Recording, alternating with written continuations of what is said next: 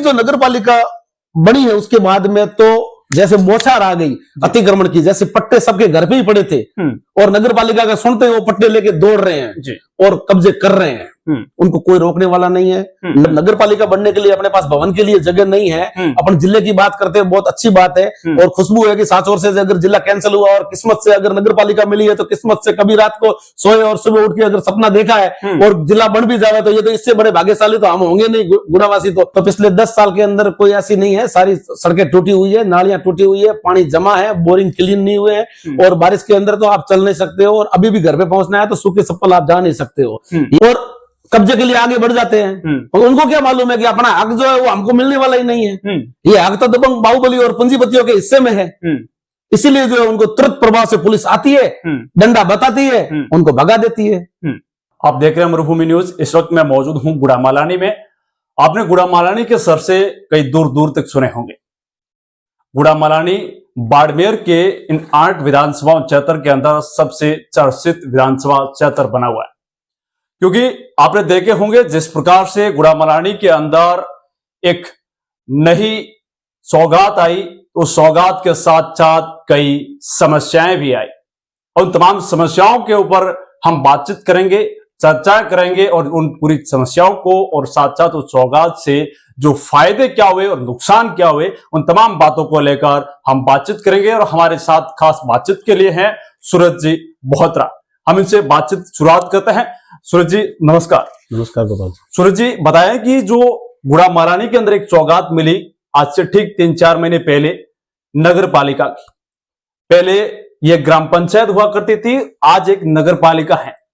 किस प्रकार का विकास होगा, कितनी उम्मीद लोगों के अंदर जगी और विकास के नाम पे किस प्रकार का विकास हो रहा है और समस्या अगर किसी भी प्रकार की आई है तो वो समस्या क्या खड़ी हुई जनता के साथ?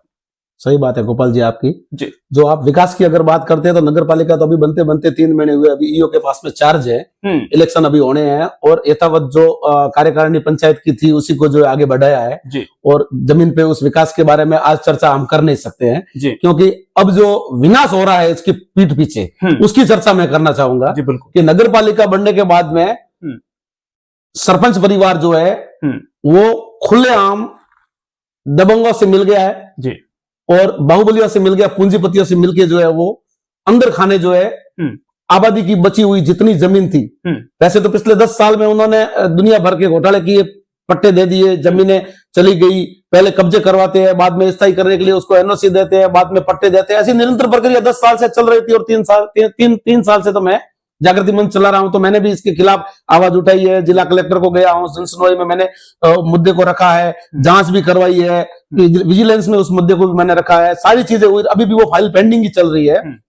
तो कुछ बीच में इलेक्शन आ गए थे कुछ कलेक्टर के, तो अभी भी इलेक्शन की निकाय चुनाव के अंदर वो सब लगे हुए हैं तो नहीं हो पाया। मगर अभी जो नगर पालिका बनी है उसके बाद में तो जैसे बौछार आ गई अतिक्रमण की, जैसे पट्टे सबके घर पे ही पड़े थे और नगर पालिका का सुनते ही वो पट्टे लेके दौड़ रहे हैं और कब्जे कर रहे हैं। उनको कोई रोकने वाला नहीं है। ना तो वही सरपंच परिवार है जिस उनके ही परिवार से अनुराधा शर्मा थी सरपंच, उसी को वापस चेयरमैन बना दिया। जी बिल्कुल। और प्रशासन भी यहाँ पे है तो इन्होंने ना तो कभी वो चेयरमैन होने के नाते या नगर पालिका के चेयरपर्सन होने के नाते या यहाँ के जो वार्ड पंच है वो पार्षद बने हैं, उन्होंने कभी भी कोई ऐसी आवाज नहीं उठाई है कि जिसके जरिए कोई लिखित में एक पत्र दिया हो कि गुड़ामालानी में इतने कब्जे हो रहे हैं, इस भूमि को सुरक्षित रखा जाए।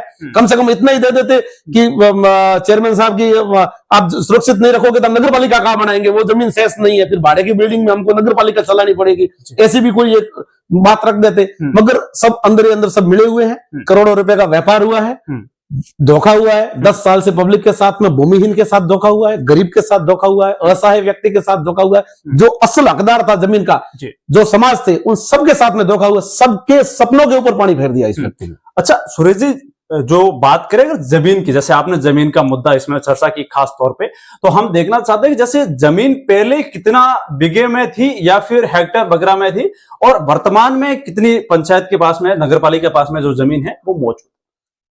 वैसे तो 252 बीघा 1982 में 1982 में जो है वो गैर मुमकिन गोचर से राजस्थान सरकार के आदेश क्रमांक से जो है वो आबादी हुई थी, क्योंकि गुड़ा के आसपास में सारी जमीनें गैर मुमकिन गोचर में सेटलमेंट टाइम में चली गई थी। मगर उसके बाद में जैसे ही ये हुई 282 बीघा, तो उसका प्रयोजन तो यही रहा होगा कि आबादी गुड़ामालानी के पास में सारी ज्ञान उनकी गोचर है। तो एक गुड़ामालानी की जब आबादी बढ़ेगी तो उनके पास में जमीन कहाँ होगी, भूमिहीन को है, गरीब को है, वो पट्टे कहाँ दिए जाएंगे, उनको कहाँ बिठाया जाएगा। नदी क्षेत्र भी था, कुछ एरिया नदी क्षेत्र था, वहां से भी लोग विस्थापित हो रहे थे, गांव की तरफ आ रहे थे, तो उनको कहाँ बिठाया जाए। मगर ये एक प्रयोजनार्थ जमीन सेक्शन करवाई गई थी, उसके बाद में उसका कोई भी प्रयोजन सिद्ध नहीं हुआ है। उसमें कोई भी गरीब आज दिन तक 1982 से लगा कि अभी तक किसी भी आबादी में हुई जमीन, सरकारी जमीन आबादी हुई है, उसमें अगर 1 इंच भी जमीन किसी गरीब को मिली है तो आप मेरे को सामने लाके खड़ा करे हैं। सूरज जी, एक बात चली थी अभी भी, हालांकि उसका एक लेकर अभी वर्तमान में लेटर लिखा गया गुड़ामालानी की ओर से कि गुड़ामालानी जिला बनाओ संघर्ष समिति के द्वारा, कि गुड़ामालानी को जिला बनाना चाहिए। क्या गुड़ामालानी के पास जिला बनने के लिए वो पर्याप्त जगह है?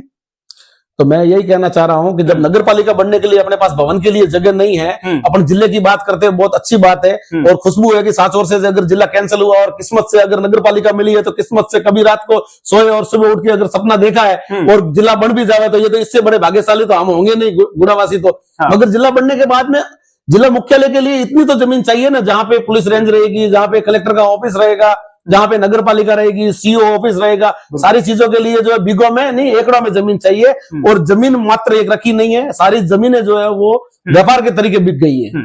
अच्छा, ये हो गई गुड़ामालानी के खास करके जमीनों को लेकर जो बातचीत। लेकिन अब हम जानना चाहते हैं कि गुड़ामालानी के जो सड़कों का जाल है उसमें किस प्रकार का कामकाज है, और वर्तमान सरकार है उसका जो 1 साल का कार्यकाल है वो लगभग पूरा हो गया, और उसको लेकर काफी सेलिब्रेट भी उन्होंने किया। राइजिंग राजस्थान के नाम से भी एक कार्यक्रम चलाया गया।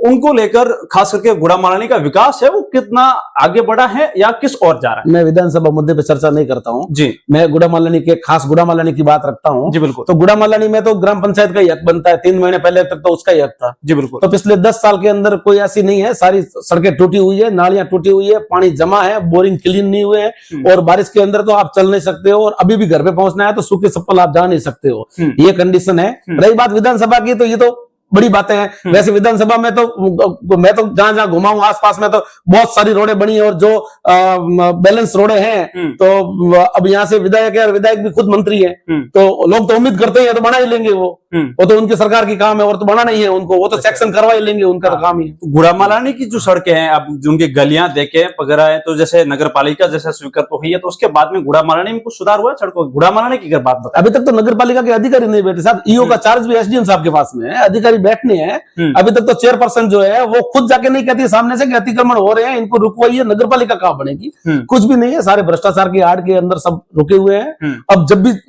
हम तो उम्मीद करते हैं कि जल्द से जल्द अधिकारी आवे और इस गुड़ामालानी की पॉलिसी को समझे, इसकी जमीनों की रक्षा करे, सुरक्षा करे, और जो भूमिहीन और आश्रित होने के लायक परिवार है उनको आसरा दें, गांव के लोगों से पूछें, गांव के जो खास लोग आगे आवे, उनसे मीटिंग करें, उनका पैनल बनावे, और सबसे पहले जो असल हकदार, असल भूमिहीन समाज है, उनको जो है वो बची कुछ जमीनें, जो जरूरतमंद जमीनें जो नजदीक आबादी क्षेत्र के, उनको आवंटित की जाए, तो वो परिवार सुखी रह सके। एक ही परिवार में बेटे बहू 4 हैं और जगह उनके पास मकान 1-1 कमरे 2 है, तो रह नहीं सकते हैं वो। ये बहुत मुश्किल का मुद्दा है और इसको समझने की जरूरत है, और कोई भी पिछले 50 साल 40 साल से सरपंच बना या जो बना, किसी ने भी समझा नहीं है और समझने की जरूरत भी नहीं रखी। सूरज जी, अभी वर्तमान में जो आप अपन जिस मुद्दे पर चर्चा कर रहे हैं, उसी से जुड़ा हुआ एक मुद्दा है कि हाल ही में 2-3 दिन पहले का एक मामला है। ऐसा बताया जा रहा है कि मेला मैदान में कुछ भूमिहीन लोगों ने वहां अपनी जगह बनाने की कोशिश की और उन्हें वहां से बेदखल कर दिया गया। क्या ये हकीकत में वो भूमिहीन थे या फिर कोई पूंजीपति वहां पर कब्जा करना चाह रहे थे?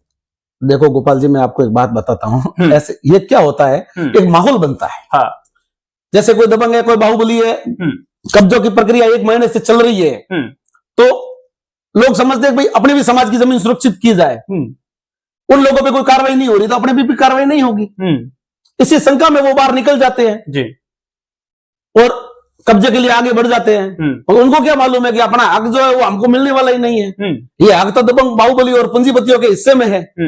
इसीलिए जो है उनको तुरंत प्रभाव से पुलिस आती है, डंडा बताती है, उनको भगा देती है। मैं तो मानता हूं सबसे पहले हक उनका था। अगर दबंगई से कोई कब्जा कर सकता है, बाहुबली अगर कोई कब्जा कर सकता है, पूंजीपति अगर किसी जमीन को खरीद सकता है, तो कब्जा करने का हक उतना उनको भी है। भले वो व्यवहारिक सही नहीं होगा, लोकतांत्रिक तरीके से उनका हक है हाँ। कानूनी तरीके से सही नहीं होगा। इसीलिए तो मैंने आपको पूर्व में क्या कहा कि नगर पालिका के अधिकारी देखें, गांव के लोग समझे। अब मंत्री मोदी भी इस पे थोड़ा फोकस करें कि लोग गांव के असल हकदार, असल भूमिहीन जो है, उनके पास में जमीन नहीं है, उनके लिए कुछ तो व्यवस्था करनी चाहिए। और जमीन पड़ी है, अभी भी दे सकते हैं।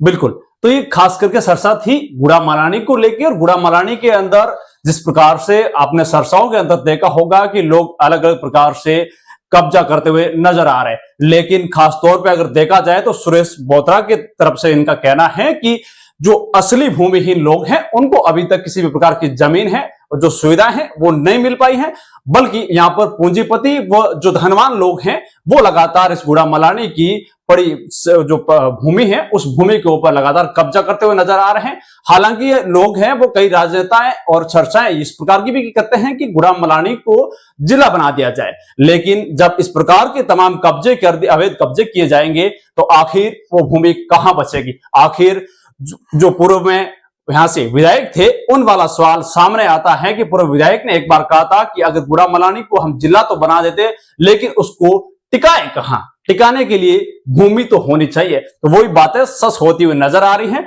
क्योंकि गुड़ामालानी के अंदर लगातार पिछले कई दिनों से चर्चाओं के अंदर है गुड़ामालानी और गुड़ामालानी के लोगों के साथ में अन्याय होता हुआ नजर आ रहा है, जबकि पूंजीपति और धनवान लोग हैं वो लगातार भूमि पर कब्जा करते हुए नजर आ रहे हैं। लगातार देखते रहिए मरुभूमि न्यूज। तब तक के लिए जय हिंद, धन्यवाद।